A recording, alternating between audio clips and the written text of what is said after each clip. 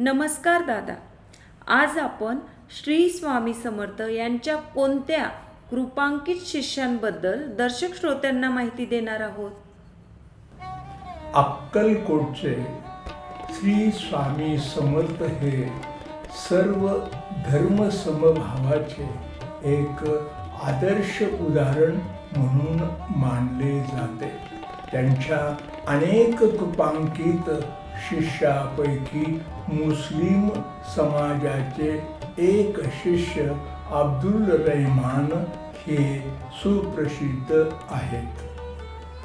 अब्दुल रहमान बाबा हे बगदादहून त्यांचे वडील शामसुद्दीन साहेब यांच्यासह हिंदुस्थानामध्ये आले. हिंदुस्थानात तत्कालीन मद्रास व सध्याच्या चेन्नई येथे धर्मप्रसाराचे कार्य करू लागले. येथेच त्यांचे प्राथमिक व माध्यमिक शिक्षणही झाले. ते अधूनमधून मुंबईतील मेमन पाठशाळेत उतरत. त्यांना कुराणही चांगले अवगत होते. पुढे त्यांचे वडील हज यात्रेसाठी गेले. हज यात्रा करीत असताना अब्दुल रहमान बाबांची भेट लाहोर येथील मिर्झा शिनिया ह्या येथील सुफी संतांबरोबर झाली. त्या सुफी संतांनी बाबांना एक शिवलिंग दिले. ते शिवलिंग त्यांच्या अखेरच्या क्षणापर्यंत होते.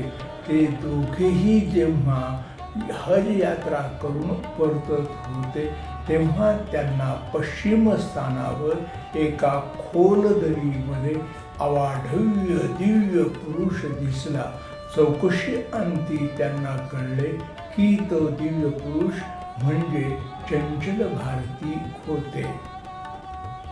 चंचल भारतींनी मिर्झा सिनिया यांना स्वप्न दृष्टांत दिल्यानुसार ते दोघेही मैंदरगीच्या जमादार तथा पीर साहेबांकडे आले.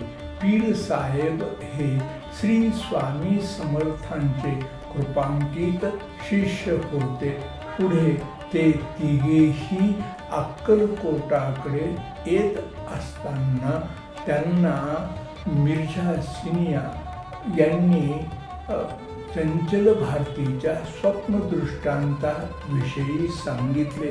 तो पावेत अक्कलकोटातील चंचल भारती तथा श्री स्वामी समर्थांनी त्यांच्या स्वपायातील मोजडीज अब्दुल रहमान यांच्याकडे भिरकावली व घरी जाण्याची आज्ञा केली.